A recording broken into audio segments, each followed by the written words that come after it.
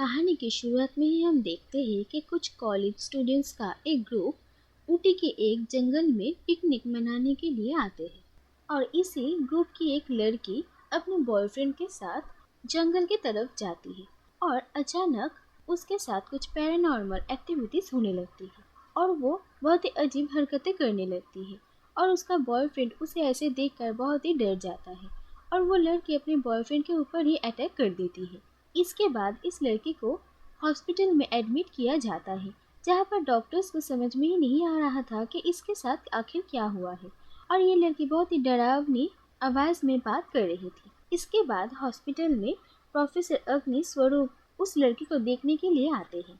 Professor अग्नि supernatural चीज़ों में एक्सपर्ट है और वो जब इस लड़की को देखते हैं तब उन्हें ये एहसास होता है कि ये कोई मामूली दिमागी बीमारी नहीं है, बल्कि इस लड़की के ऊपर किसी शैतान आत्मा ने कब्जा किया है।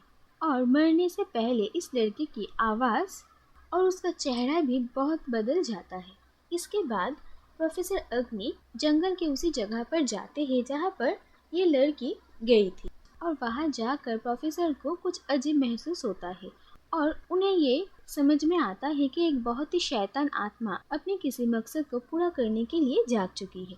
दूसरी तरफ हम मुंबई में संजना धनराज और आदित्य धनराज नाम के एक कपल को देखते हैं और वो लोग एक बिजनेस पार्टी में आए हुए थे और जहाँ पर आदित्य काफी बिजी था और संजना वहाँ पर अकेली पड़ गई और संजना काफी परेशान भी लग रही थी। इसके बाद वो उस पार्टी को छोड़कर जाने वाली थी तब आदित्य के साथ उसकी झगड़ा हो जाता है और संजना वहाँ से गुस्से में निकल जाती है और जब वो कार चलाकर अपने घर जा रही थी तभी अचानक वो अपने कान के सामने एक अजीब सा आवाज़ सुनती है, जैसे कि कोई उसे कुछ बताना चाह रहा है और इसकी वजह से संजना का ड्राइविंग से ध्यान हट जाता है और उसकी कार की एक्सीडेंट हो जाती है। इसके बाद देखा जाता है कि संजना हॉस्पिटल में एडमिट है और उसे कुछ ज़्यादा चोट नहीं लगी है। संजना होश में आने के बाद आदित्य को अपने सामने देखती है और वो आदित्य से कहती है कि उन लोगों के रिश्ते में अब कुछ भी नहीं बचा है और उन्हें डिवोर्स ले लेना चाहिए।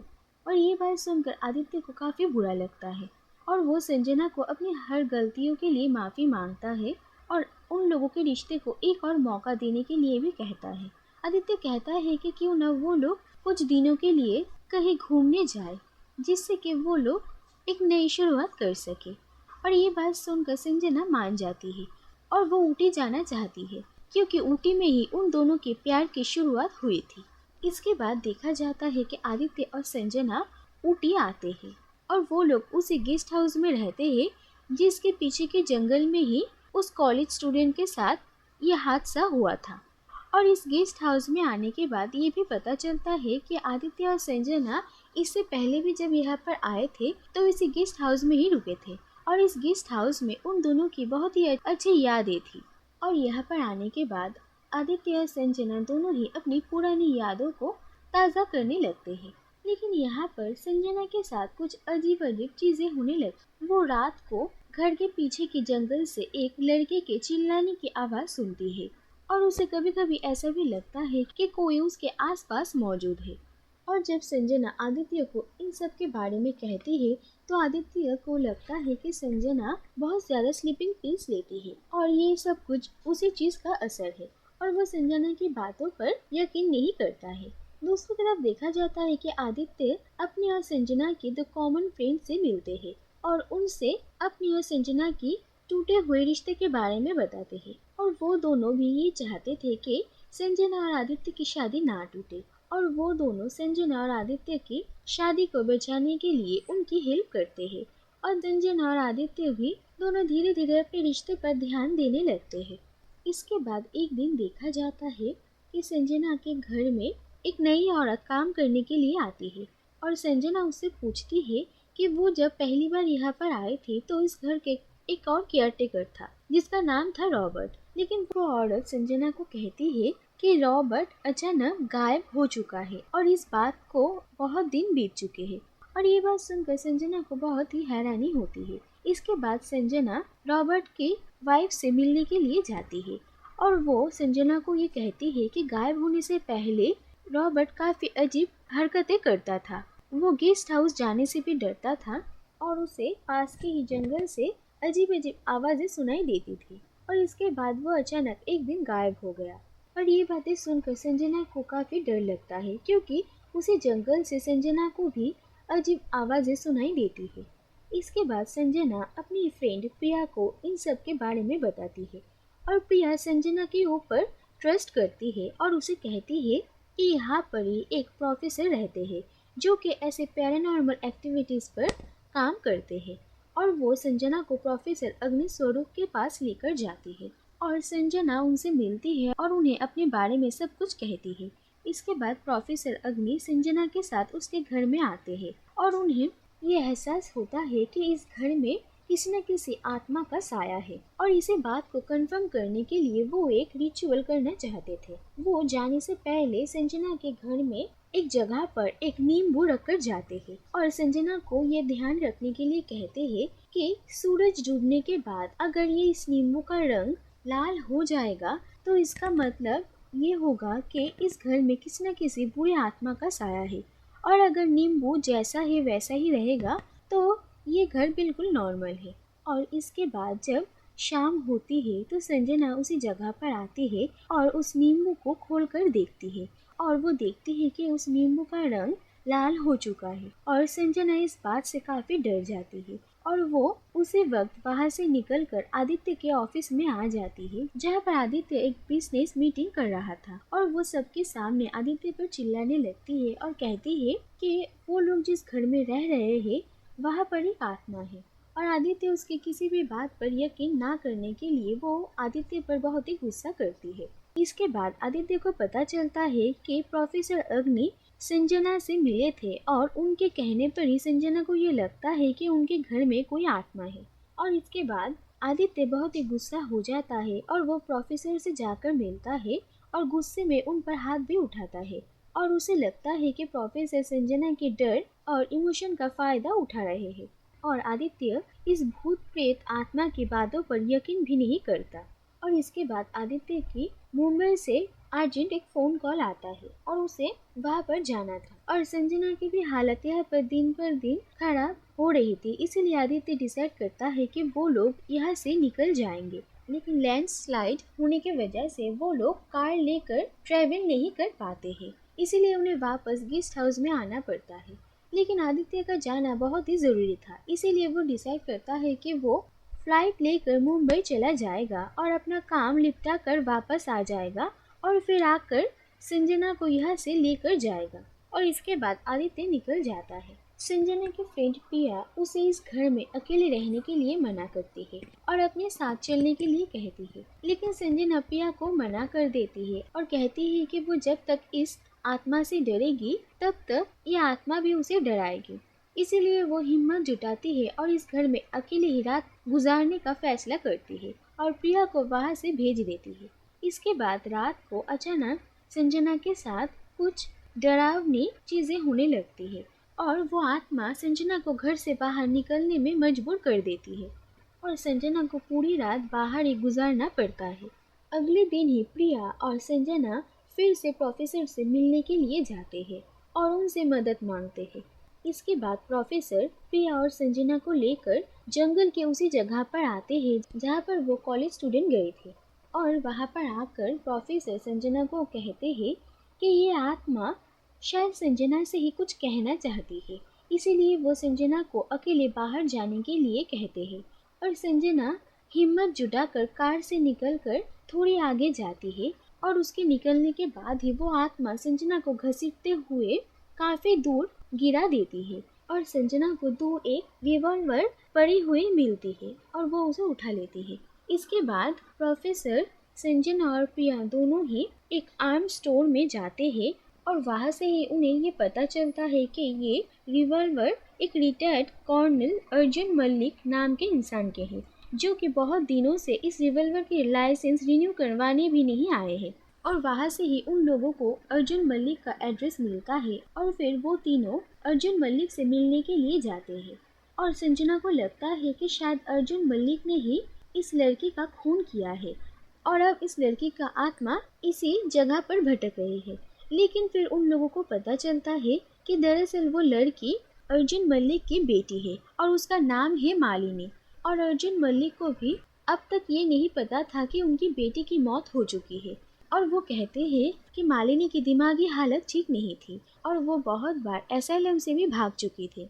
आखिरी बार उन्होंने जब मालिनी को देखा था तब मालिनी ने उन्हें उनके कमरे में लॉक कर दिया था और उनका रिवॉल्वर लेकर वो भाग गई थी। और उसके बाद से ही वो मालिनी के बारे में पता करने की कोशिश कर रहे थे और उन्हें आज जाकर पता चला कि वो मर चुकी है। इसके बाद वापस आकर प्रोफेसर उस आत्मा को उन लोगों के पास बुलाने के लिए एक रिचुअल करते हैं, क्योंकि उन लोगों को जानना था कि आखिर वो कहना क्या चाहती है। और इस रिचुअल के वजह से संजना इस आत्मा को अपने पास बुलाने में कामयाब होती है। इसके बाद देखा जाता है कि आदित्य भी वापस लौट आया था और वापस लौट कर वो देखता है कि संजना थोड़ी अजीब बिहेव करती है। इसके बाद अचानक आदित्य देखता है कि संजना का चेहरा बदल चुका है और वो काफी डर जाता है और संजना को झटक देता है। और वो जिस चेहरे को देखता है उसे देखकर डर जाता है, क्योंकि उसे लगता है कि वो मर चुकी है। और इसके बाद देखा जाता है कि संजना के अंदर से एक स्पिरिट बाहर निकल आती है और फिर संजना आदित्य को पूछती है कि वो किसके बारे में बात कर रहा था। और फिर आदित्य को ना चाहते हुए भी संजना को सारी सच्चाई बतानी पड़ती है। और आदित्य कहता है कि कुछ साल पहले वो अपने काम के सिलसिले में ऊटी आया था और वो इस गेस्ट हाउस में रह रहा था। और एक दिन जंगल में उसकी मुलाकात मालिनी से होती है और तभी से उन दोनों का अफेयर शुरू हुआ था। मालिनी को ये बात पता थी कि आदित्य शादीशुदा है और मालिनी चाहती थी कि आदित्य संजना को छोड़कर उसके साथ रहने लगे, लेकिन आदित्य संजना को छोड़ना नहीं चाहता था। और आदित्य को ये भी धीरे धीरे पता चलता है कि मालिनी की दिमागी हालत ठीक नहीं है और वो आदित्य को लेकर बहुत ही पॉजिटिव हो रही थी। इसके बाद आदित्य मालिनी के साथ सारे रिश्ते तोड़ने का फैसला करता है, लेकिन मालिनी आदित्य को इतनी आसानी से छोड़ना नहीं चाहती थी। इसके बाद एक दिन आदित्य घर वापस लौटकर देखता है कि उसके घर का केयरटेकर रॉबर्ट के सिर से खून निकल रहा है और उसे पता चलता है कि मालिनी एक रिवॉल्वर लेकर उसके घर में आई है। और आदित्य अंदर जाकर देखता है कि मालिनी अपने सर पर रिवॉल्वर तान कर खड़ी हुई है और वो आदित्य को ब्लैकमेल करने लगती है कि आदित्य को संजना को छोड़कर उससे शादी करनी पड़ेगी। और आदित्य मालिनी को समझाने की कोशिश करता है, लेकिन तब तक मालिनी गोली चला देती है और जिससे कि उसकी मौत हो जाती है। और वो इस मौत को ऐसे दिखाना चाहती थी कि आदित्य ने ही उसका मर्डर किया है। और मालिनी की मौत से आदित्य काफी डर जाता है और वो रॉबर्ट के हेल्प से मालिनी को जंगल में दफना देता है और उस रिवॉल्वर को वहीं पर ही फेंक देता है।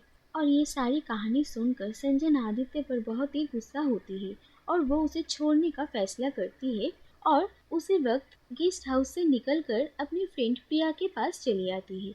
आदित्य संजना को रोकने की कोशिश करता है, लेकिन संजना उसकी बात नहीं सुनती।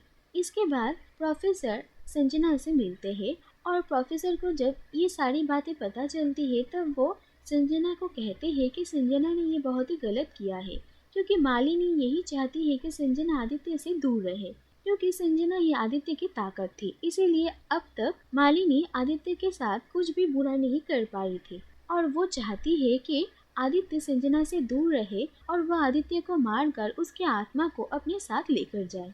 और ये बात सुनकर संजना को भी लगता है कि उसने गलत किया और इसके बाद वो लोग तय करते हैं कि वो लोग आदित्य को यहाँ से निकलकर सही सलामत मुंबई पहुँचा देंगे। इसके बाद देखा जाता है कि संजना आदित्य से मिलने के लिए आती है और उसे वहाँ से निकलकर मुंबई ले जाने के लिए आती है और वो कहती है कि इसके बाद उन लोगों के बीच सब कुछ खत्म हो जाएगा। और आदित्य भी संजना के साथ निकल जाता है, लेकिन बीच रास्ते में कार चलाते हुए उसे पता चलता है कि ये संजना नहीं बल्कि मालिनी है। और मालिनी का चेहरा देखकर आदित्य काफी डर जाता है और उसकी कार की एक्सीडेंट हो जाती है। दूसरी तरफ जब संजना, प्रोफेसर और प्रिया गेस्ट हाउस पहुंचते हैं तो वहाँ पे रहने वाली औरत संजना को देखकर बहुत ही हैरान होती है और उसे कहती है कि आदित्य थोड़ी देर पहले ही उसी के साथ निकल गया है। और ये बात सुनकर वो लोग समझ जाते हैं कि वो मालिनी थी। इसके बाद आदित्य को हॉस्पिटल में एडमिट किया जाता है और आदित्य के इस हालत के जिम्मेदार संजना अपने आप को ही मानती है। इसके बाद प्रोफेसर संजना को समझाते हैं कि मालिनी किसी भी तरह से आदित्य को जिंदा रहने नहीं देगी और वो किसी न किसी तरीके से आदित्य की जान ले लेगी और उसकी आत्मा को अपने साथ लेकर जाएगी। और अगर संजना ये चाहती है कि मालिनी ऐसा ना कर पाए, इसीलिए उन लोगों को एक काम करना होगा।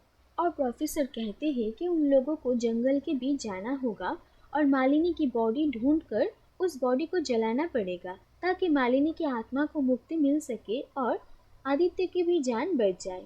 इसके बाद संजना, प्रिया और प्रोफेसर फिर से उस जंगल में जाते हैं और प्रोफेसर एक धागे में एक नींबू को लेकर उस जंगल के अंदर इधर उधर देखते हैं और वो कहते हैं कि वो लोग जब मालिनी की बॉडी के आसपास पहुंच जाएंगे तब ये नींबू लाल हो जाएगा। इसके बाद वो लोग मालिनी की बॉडी को ढूंढने में कामयाब होते हैं और फिर जब प्रोफेसर कार से केरोसिन लाने जाते हैं तब मालिनी की स्पिरिट उन्हें मार डालती है और वो खुद प्रोफेसर का वेश ले लेती है और इसके बाद वो संजना के पास जाती है और उसे मारने की कोशिश करती है, लेकिन संजना किसी तरह से अपनी जान बचाती है।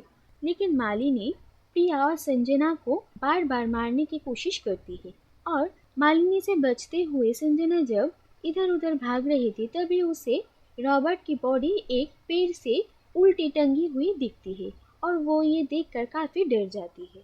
लेकिन इसके बाद संजना अकेले ही हिम्मत जुटाकर एक पेट्रोल का कैन लाती है और मालिनी के बॉडी के ऊपर डाल देती है और मालिनी के आत्मा से बचते हुए बहुत ही मुश्किल से वो मालिनी की बॉडी को जलाने में कामयाब होती है, जिससे कि मालिनी की आत्मा को भी मुक्ति मिल जाती है और दूसरी तरफ आदित्य की भी जान बच जाती है। और इसके बाद कुछ दिन बीत जाते हैं और देखा जाता है कि आदित्य धीरे धीरे ठीक हो रहा था और संजना और आदित्य अपनी जिंदगी की एक नई शुरुआत करते हैं।